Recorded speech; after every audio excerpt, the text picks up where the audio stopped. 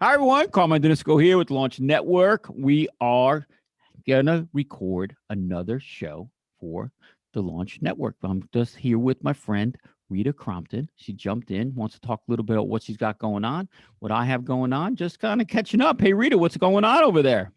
Hey, Carmine, it is a gorgeous day here in Denver, Colorado, and we always get that right before we get bombarded with the snow.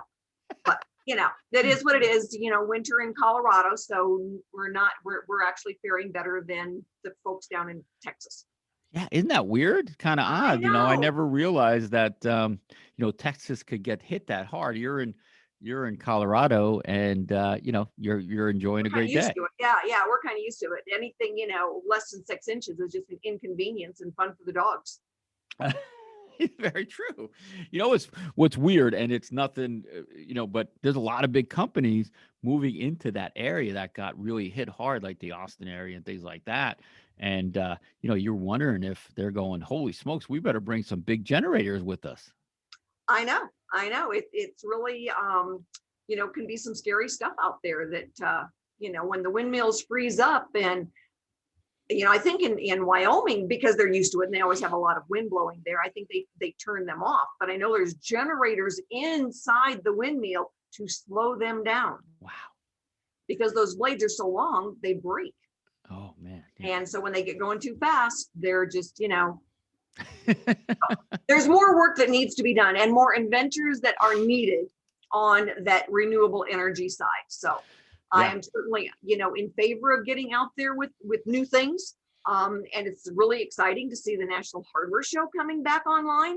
We're getting our team lined up to go down. I've got to remember where I'm at, to go out west to Las Vegas and, feet on the ground. Yeah.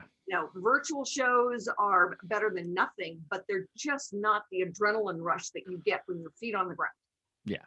And there's no doubt about that. Even I talked to some inventors, some other people in the business with you and I are, and even if they didn't like going to conferences, they're looking forward to going to one now, just to get going and start talking to people and go through. The virtual thing is great and all, but people are just done with it. They are. They're saying, okay, well, we've got to move on. We've got to get feet back on the ground. We've got to have that energy behind us, as far as meeting people, shaking their hands, looking in their eyes. Virtual just doesn't cut it. Yeah. And so, yeah, we're excited to get down there. We've made our housing arrangements. We're getting, like I said, getting our inventors together on who's going with us. And so that's exciting. And so there's like, oh, finally, yes, we're going to get to go. Because we always, we would take complete strangers that had never even knew the other person existed from all over the country that would become part of our team of 25 inventors. Mm. And by the time it was all said and done, Carmine, they were buddies. It was absolutely amazing. Somebody from Maine was, good friends with somebody from California, and they did not even know they existed before that. And so it's, I can't say enough about actually in person. Yeah, no, I agree. The great part about it is, and you always have such a great area of the show that so many people head over to not only where you are, but also your inventors always has a great show, things happening. But there's a lot of other things. They're kind of grown up, if you look at, the spotlight is for those new inventors. They're kind of figuring out whatever, but at a certain point now they need that next step, but they don't yet want to go alone. Yeah. And so, our team gives them that, apprenticeship kind of thing. Yeah. So it's really a fun way for them to grow up to the main floor and then be able to go out on their own when they're ready. Oh yeah. I mean, that show is so big that I don't even want to go there alone, let alone going with somebody like yourself who, know the ins and outs, what they should pay for, what cost. I remember the first show I went to years and years ago. I spent so much money that I didn't have to. I know. It's amazing. And, we've got such a history there now after, I think this is our 12th year going. And so it is, part of it, we've been stuck in the darkest corners by the warehouse walls and, upstairs in, Timbuktu land. And now we're down on the main floor by the front door. And it's really fun. It's like, man, they will put that booth number on my casket. because it's going with me. That's And right. I said my phone number goes on one side and my National Hardware Service number goes on the other side. That's great. No, and you've had some great products there, some great inventors, and I love coming by and seeing what's happening each year. Seeing what you have new and who you bring with you. Do you ever get to the point where you're like, "Hey, listen, we only taking this many people," and you have to Oh say, yeah. "Hey, sorry." Oh yeah. First 25 are the 25 that we take. And I had 10 who had signed up for 2020. And there's a note, we're riding the wave with you. Yeah. And so they're excited now to get out there and to do their thing and stuff. But they can bring family members and get into the show as attendee. So it'll be interesting since we're in a new location this year to see what that new West Wing that they've got at the West Hall, Yeah. and see what that's going to look like and everything. Yeah. So it's exciting. Yeah, it It's is. I exciting. I agree. Same thing for UIA. We're gonna really see what we can do there, and I have a feeling it's going to be a great show. But I want to kind of turn the tables a little bit and talk a little bit about what's going on with Archimedes there. Well, Archimedes' offspring was kind of that divine inspiration moment that my husband had after years of watching me work with inventors and get them teed up. And almost every single one would get to a point where it's like, I'm out of money. And it's like, we still had a ways to go to get there. Well, I did not have a funding mechanism. And so, Raymond said, I had this divine moment where God said, investing in inventors. And so what we did then was like, what is that going to look like? Well, Archimedes' offspring, if you know anything about Archimedes, was probably the most prolific inventor of the Western civilization. And so, what we did was we kind of took that as being, we're all his offspring.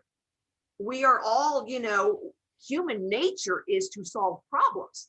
Inventing is kind of the sexy word that you put on it, but our human nature, whether you're on a ship and the mast breaks, by golly, you better find out a way to fix it or you're going to sink.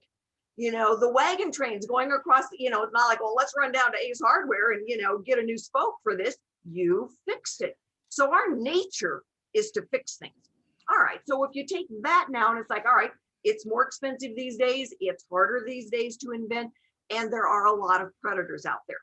Well, if we could kind of marry those two sides together of, the inventor and the investor, when we're guiding and mentoring the inventor, we're protecting the investor because we can say, don't do it this way. Don't waste your money on this.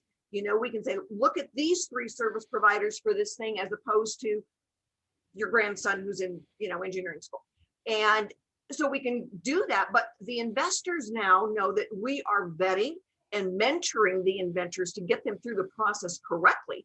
So when we're protecting the inventors and guiding them and mentoring them, we're protecting the investors who now pool their money into a family of funds. And so, when you dig down into it, it's kind of complicated. And we've had to make sure that, we follow all of the SEC guidelines and, all of those banker rules and everything for this kind of mechanism for the inventors. But when we're protecting the investors, we're protecting the inventors. When we're protecting the inventors, we're protecting the investors.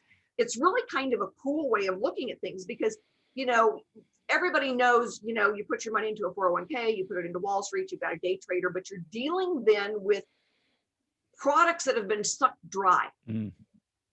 And for the inventors, when they go into startup mode and they're putting in $250,000 to $500,000 of their own money and mortgaging the house and anything else, and go and then present like a Shark Tank episode, they have put a ton of money into this. They have leveraged everything they own. They've made mistakes, and now they're just hoping that someone will invest in them. But by then, the value has been sucked out of it when it gets now to a retail investor. So what we're looking at doing is taking that piece out.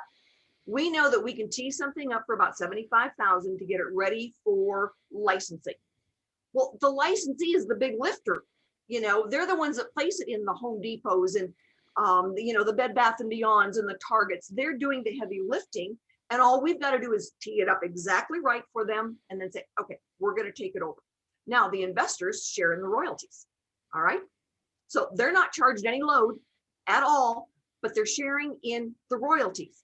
And if for some reason it goes belly up, the inventor has not been given a loan. All right. It's not something that they have to pay back. We're betting on the success because we have got, decades of collective experience dealing with industry experts and engineers and patent attorneys and all of those people who have a say in what we're doing. And they'll say, the patent would be way too narrow on this. Don't do it. All right. An engineer might say there's too many moving parts. We can't sell it at this rate. So we have got industry experts that are helping us on both sides of the equation. And it makes a much safer investment for the investor, for the retail investor, the truck driver, the school teacher, anybody who wants to put, $500 into something and like, let's see how it runs instead of trying to put it into a loaded fund. And for the inventors, they get the mentoring, which is absolutely incredible because there's all kinds of people on the inventor side of it saying, let's check this out. Let's do this way. Let's get pricing. Red Fox Manufacturing out of Salt Lake City, out of Provo, Ezra Roper, his team has been wonderful in helping to provide, that level of expertise in the manufacturing, where it should be manufactured, materials, pricing, that type of thing. Wow. What's great about it, I don't get excited about this at all. Can you tell? I can tell. I mean, you're just like, whatever. But as you're talking about this, I'm getting excited about it because it really is kind of like you saw the best of both worlds, but you're taking the worry out of the investor's mind and they get to have fun because inventing is fun. But the invention side is tough because it's very emotional for the inventor. But when somebody's going to invest, there's a lot of worry and it's a new product. This person has never run a business. He's never run this product before. Yeah. There's a lot of unknown. And the cool thing is that, in any one fund, there's a whole bunch of inventions. All right. So, the risk is spread over 20 to 30 products. Wow. Well, when we've gone through now the mentoring and we really focus on who are the service providers, what is the outlook for this? We're not looking at finding that one diamond in the rough. We're looking for products that are going to turn a profit. All right. Well, good Lord, the pet rock made a fortune. So when you look at the things out there, when, somebody says, well, I've got an improvement on a product, that's actually a good thing because when you go down a row at Target, that you'll see 20 flashlights. Well, some of them have new patent pending pieces to them, but we all know a flashlight's a light coming out of the end of the stick, pretty much. And the guy who invented the one that wraps around a pole, how cool was that? And it's still a light coming out of the end of the stick, but it's a new piece to it. There's a new element to that. And so a lot of the products that we're looking at, they're a new element to a product. It's easier to have a new widget that people already understand, like the flashlight, as opposed to trying to invent something that truly is new and novel and nobody has any idea what it is. Then you got to spend a lot of money on marketing. Yeah. You don't want to have to convince people they have a problem. But what I love about it is the funds that are invested get used at the right place, at the right time, in the right sequence for the right thing. Right. And the funds go into an account where the service providers are paid directly. I know I had one gentleman who wanted to apply and he goes, how long is this going to take? Because I want to pay my mortgage. It's like, well, that is really not what this is for. We are not going to pay your mortgage, but we would pay your patent attorney. So let's focus on, what it's for. but I want to go to China and check on the factory. I know. I understand where they want to go, and our job is to guide them successfully through the process. And I have always been very frugal, so I am very frugal with inventors' money and investors' money. And it's like, don't spend that dollar here. You're going to need it in 6 months on this thing over here. Yeah. Do you find yourself, because you're kind of now weighing both sides, the investor side and the inventor side, do you find yourself kind of, getting rid of myths by the inventors? They think they have to do this, or I'm supposed to do this. There's so many myths out there that the inventor world get caught up in. I know I get so frustrated when somebody says, well, somebody told me I had to do a business plan. So I went out and paid $1,500 for this business plan. It's like, well, did you have a comprehensive search done yet? Well, no, but I did a business plan. It's like, but you don't have a business yet. Spend $500 and get a good comprehensive search done so you know what you've got to work with. Someday you might need a business plan, but you don't have a business yet. So let's focus on step one and then, go to step two. And I always tell people there is not a one answer fits all. You make business decisions based on what you learned at the last step Yeah. on the best way to go forward. And sometimes no is the most valuable information you get.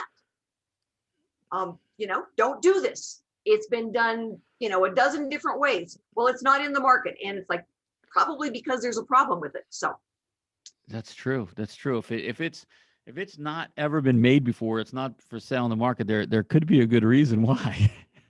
and there's a lot of times patents get filed and finally technology catches up so it can be made at a price the consumer will pay for it.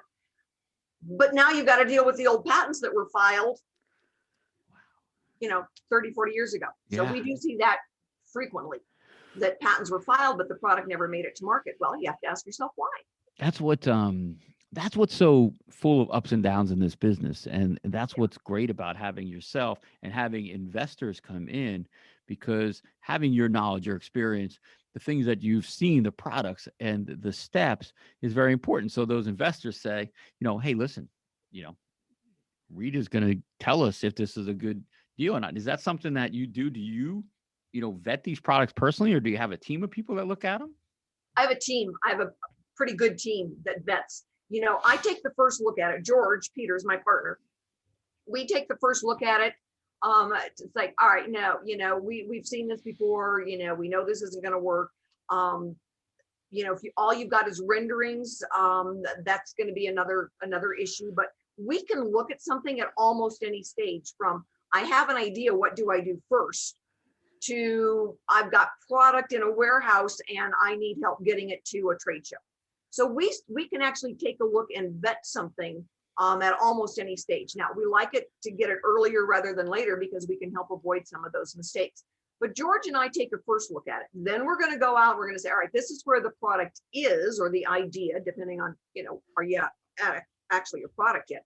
And we'll start getting in our industry experts. We've got people that are in all of the industries, from tools to beauty products to hospital and home health care, toys and almost everything. So we'll go out and get them, and they've signed on to be our behind the scenes industry experts to tell us if they've seen that kind of thing before, what they think the market's going to be on it.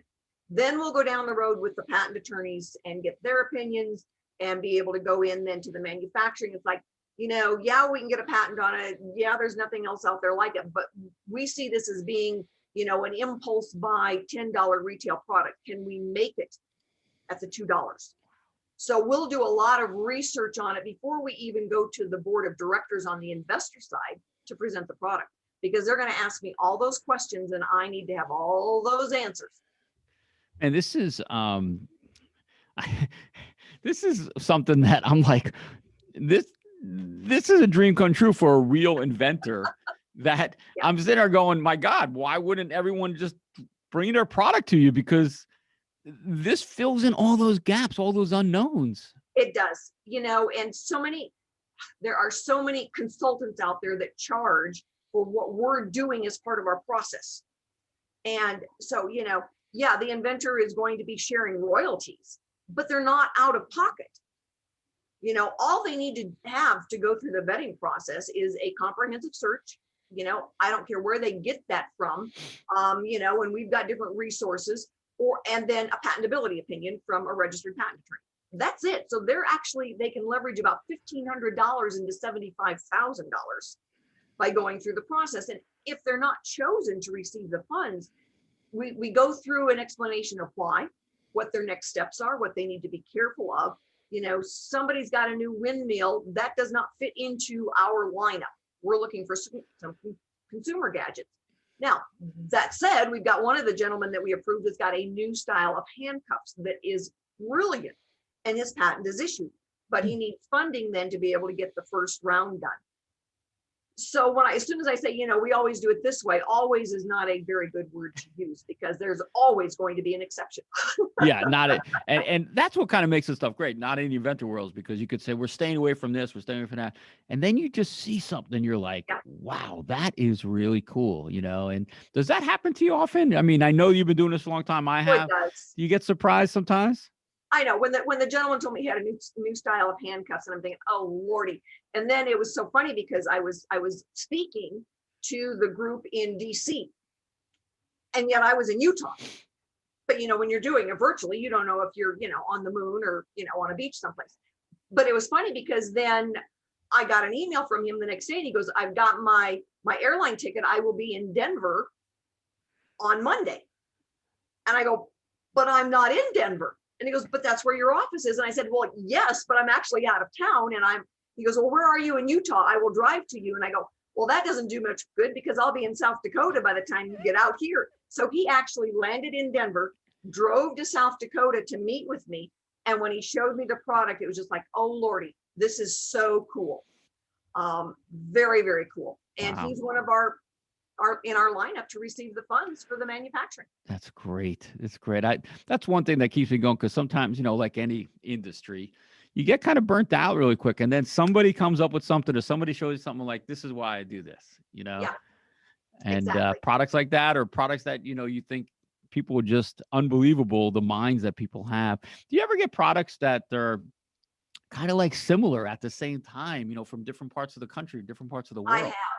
And that goes back to, my husband's philosophy is that if an idea is out there, it is presenting itself to multiple people at any given time. And that's why, when you first to file as opposed to first to invent, it is a race to get a filing done. And there have been times when I've had similar products. The pandemic is a perfect example because a lot of people were, doing products, and there would be nuances to it, but they were still, in that same ballpark. Ah, And so what I look at then is guiding the inventor through, what to focus on. wow. Because generally, if they're coming up with something similar, it's an improvement on a widget. So if they've each got different improvements, that's good. I've actually introduced inventors together and say, you might want to partner up on this. Yeah, that's a great idea. I do the same thing. As soon as something comes in, and say I have NDAs or whatever, I will definitely let each of them know, hey, this is working on it. Doesn't infringe on what you're doing, but you might want to work together and let them decide. That's a great Yeah, idea. Yeah. it's there was one lady said, oh, I've got this idea, and I met her down at the Denver Chamber. Super great lady, but oh Lordy, she wanted an invention so bad. And so she came up with this idea, and she told me what it was, and I said, well, before you go out and have the search done, why don't you give me about 15 minutes? And I sent her back the link to a product on Amazon. It's like, this one is $24.99. It will be a lot cheaper for you than trying to invent your own. And it was exactly the thing. She goes, oh, I feel like such a dummy. And I was like, no, you caught it in time before you went through a lot of agitation to go through and spending a lot of money to get this done. Hmm. You asked the right questions of someone who could get you actually some answers. Yeah. Yeah. And so she did buy the one on Amazon. That's A lot great. cheaper. Yeah, it was a lot cheaper. That's so great. Something like you said, sometimes it's great to be able to cut that off quickly. And us inventors, us crazy inventors, I can say we're all inventors here. We usually have several products or ideas that we want to work on. So that's one way to just get that one off the plate if it's not going to work. It is. And as Inventor Lady, or as the, president and CEO of Archimedes Offspring on the inventor side, a lot of times what we do is like, did you think of making it out of something like this? Did you think about the fact that it might be used in this industry? Mm. What if we did it this way? And for some inventors, it's like, I never even thought of that. And so a lot of times what we do is, they see it kind of with blinders on. So we kind of take the blinders off and say, what about this? If we can license it to this industry, they could actually then sell it across lines. And it's not about, at that point, keeping it, it's about how many we can sell, how many units. So sometimes we do have good suggestions for other industries, or other ways of doing things. And that's where my mind always goes, is like, how can this thing be applied to other industries and, up the numbers that we could sell? Oh, no doubt about it. And that's a lot of times one of the issues that when inventors are working, in a garage, in a closet, or they're scared, or fear is keeping them from talking to other people. And that's what I love about what you and your team do. As soon as, like you said, you take those blinders off and they feel open enough to tell you about the idea, then it can really grow, because Yeah, you can't do it all on yourself by yourself. You just can't do it. you can't. And for those inventors will say, well, I'm going to do startup mode. And it's like, okay, so you're an expert in business. Well, no, but I can balance my checkbook. Well, that's a starting point, but being an expert in business, you're an expert in marketing. Well, no, but I think I can do this. Well, you're an expert in manufacturing. Well, no. And it's like, but in order to be a startup, you need to have an expert in business, in manufacturing, in marketing, because those things are all going to come back and, bite you in the tuchus if you don't. Yeah. Well, that investment money, it really is. It's a godsend in several different ways. One, it forces people to be open and let people in and take in that information, that you're going to be supplying. And it also allows them to realize that they need to do all those things. They need to cross those T's, dot those I's. Yeah. It's just, it's not just talking at the dinner table at Christmas, every year about an idea. You're actually doing it, and it forces people to make those decisions. Well, another one that makes me laugh is when, somebody has filed a provisional patent application and they say, well, my attorney told me that you needed to sign a non-disclosure. And it's like, then get another attorney. Because if you really trusted his work and he trusted his own work, he'd say, you are covered. Because if you go to a trade show, what are you going to do? Have everybody who stops by the booth sign a non-disclosure? It doesn't work that way. Most people at that point say, if you can't show it, it's like, what are you going to, have a pull out piece of paper on everyone you sell that says sign a non-disclosure? It's kind of late at that point. So, we always look at that provisional patent application has got to be, that's got to be the first starting point, but that's got to give you then the coverage you need. Yeah, I agree. And it's just one of those things where you can't show your inexperience. And that's why what's so great about the podcast and the training and all the things that you do, you might only get that one shot. And if you say, hey, can you sign this NDA? And the person says, I thought you have a patent, Yeah, I know. I had a gentleman call me. He says, what, he was using all the words wrong. He goes, well, I had a provisional idea. I didn't file a provisional patent app. I had my provisional idea date is, and it's like, so I wrote back to him in the email. I said, you're using the words incorrectly. And he goes, if you can't be nice to me, I don't want to work with you. And it's like, it's not a matter of being nice or not. It's a matter of telling you how to use the words correctly so that when you are talking to someone, they don't think that you don't know what you're talking about. Yeah. And so sometimes, the being able to give the information so that people, can educate themselves and then sound like they know what they're talking about is really important. Yeah. Isn't so important, because you only get that first shot, and the image that you present, sometimes it's really your image, and the product sometimes is secondary for that first meeting.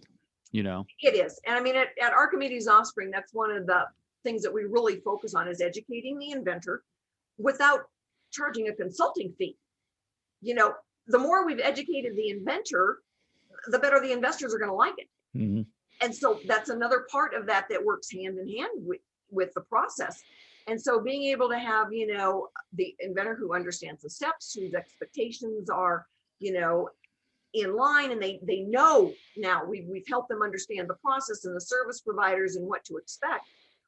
It goes a long way in having them excited about the fact that, these investors over here are investing in what they've got. And for the investors now, you get, a school teacher, a truck driver, a maintenance guy that walks down an aisle and it's like, honey, we own part of that. Well, how cool is that for their kids? That is cool. Yeah, that is a great feeling. There's no doubt about it, to see it as an inventor or as an investor. I've felt it both on both sides, to see that product for sale and doing good. It's really cool. There's no doubt about it.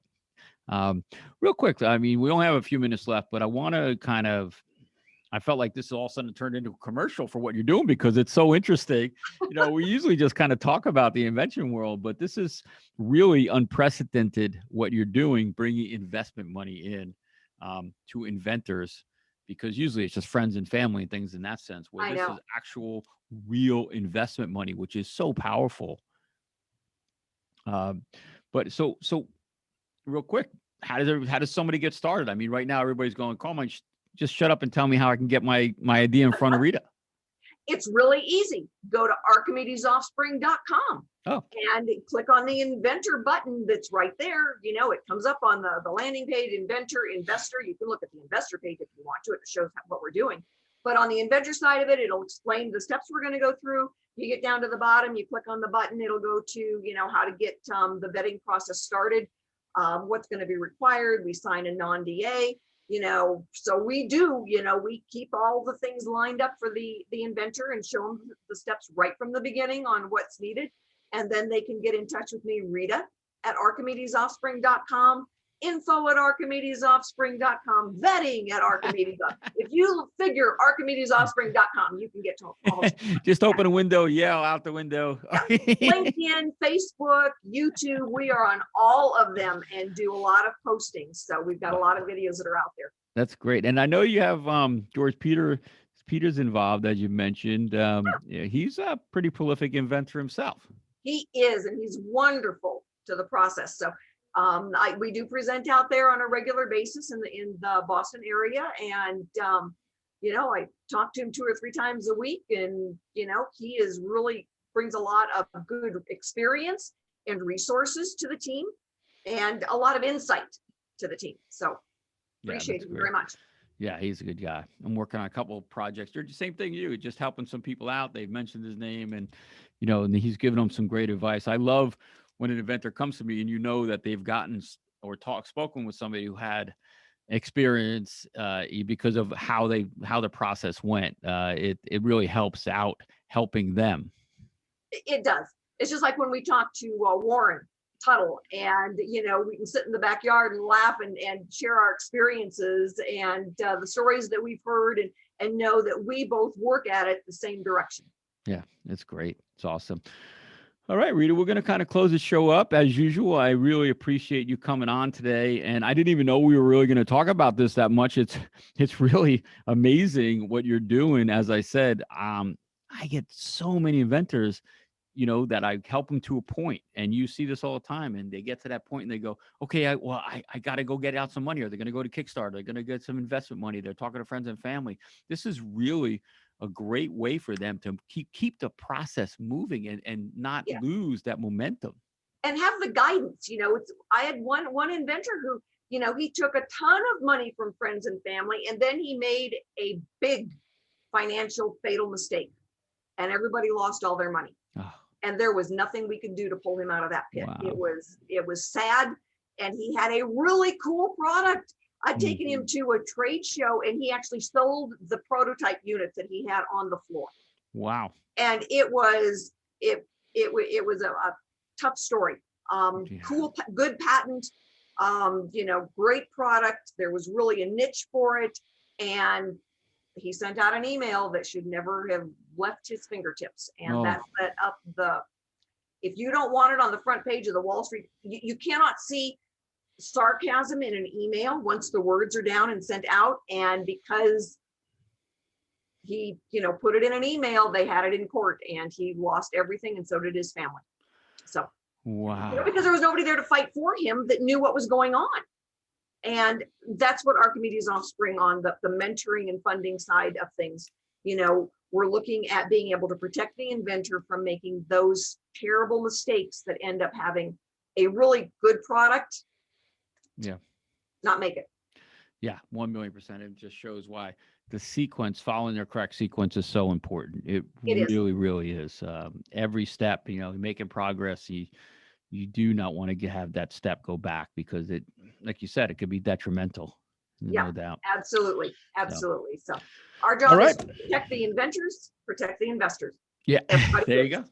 Yeah, I think it's great. It's awesome. And we're going to be sending some people from here. We're going to be sending some people over to you. As you were talking, I'm thinking about products that we're doing right now, going, they could use investment money. They could use investment money. And, it's just another avenue for people that need help. So it's awesome. It is. Thank you, Carmine. It's been a pleasure. Always is. Oh, Rita, thank you so much. For all you listeners out there, please go out to archimedesoffspring.com. If you need some help, reach out to Rita. She's on social media. Give her an email, send out any questions, or you can send the questions to me. I'll make sure that I get your questions over to Rita. For all of you listeners out there, please go on out to Google Play, iTunes, wherever you consume your podcast material. Leave us a rating review. We'd love to hear from you. Let us know how we're doing. For Rita Crompton, for myself, Carmine Talks, we thank you for listening, and we will catch you next time on the Launchpad. You all take care.